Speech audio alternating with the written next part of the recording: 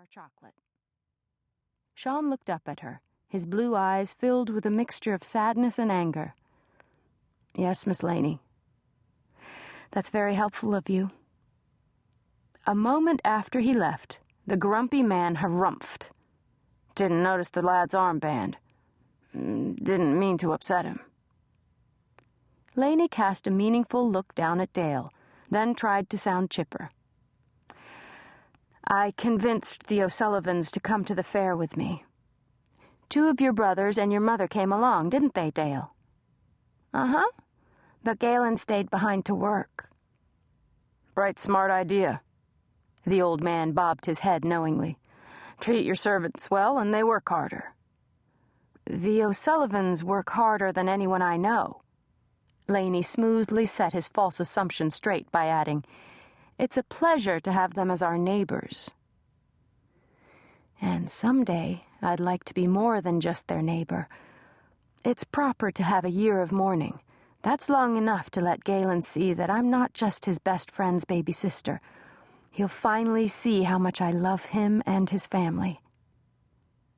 Laney pulled the blue gingham cover off her pail and entered her jelly and vegetables in the competition when they reached the correct booth. A sense of accomplishment washed over her. Even 6 months ago, she hadn't known how to cook anything. She'd only tried to make jelly once before, with disastrous results. Thanks to Mrs. O'Sullivan's gentle guidance, Laney now knew her way around a kitchen.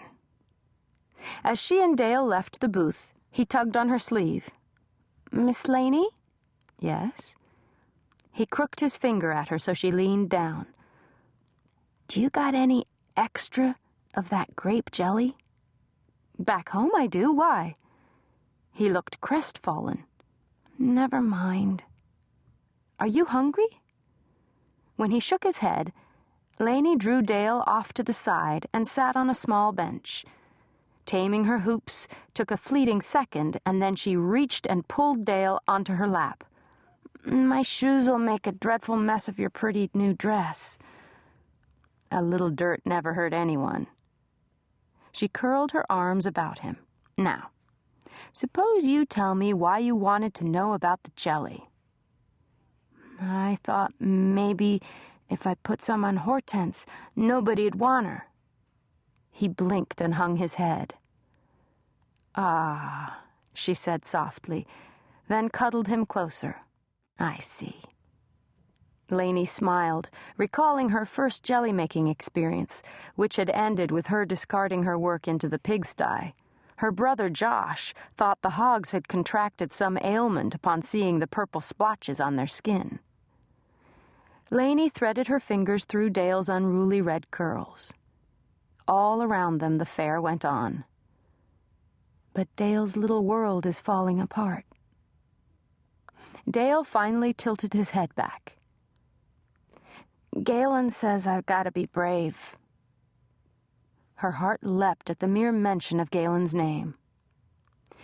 "If anyone knows about being brave, it's your big brother." Laney slowly stroked her hand up and down Dale's skinny back. "Farmers raise crops and livestock to sell. It's our job," the little boy quoted, but his voice quavered. "There's no denying that you've taken fine care of Hortense. I remember when she was just a tiny piglet." Dale nodded. His hair caught on the pin-tucked bodice of her gown. For a few more minutes, they stayed silent. Laney spent the time plotting what to do so Dale wouldn't have to lose his pet. "I must say," she told him as she gave him a squeeze, "I think you've been exceedingly brave. Your big brother and mine could probably take a lesson or two from you. I've never seen a pair of grown men act the way they did at the railway station." Dale perked up and giggled. "Hortense sure enough gave them a hard time, didn't she?" "I can't say who behaved the worst, my brother, yours, or Hortense." "You can't blame Hortense. She'd never seen a train afore." "That's a very good point in her defense. Josh and Galen had no excuse. Then you," Laney tapped his freckled nose.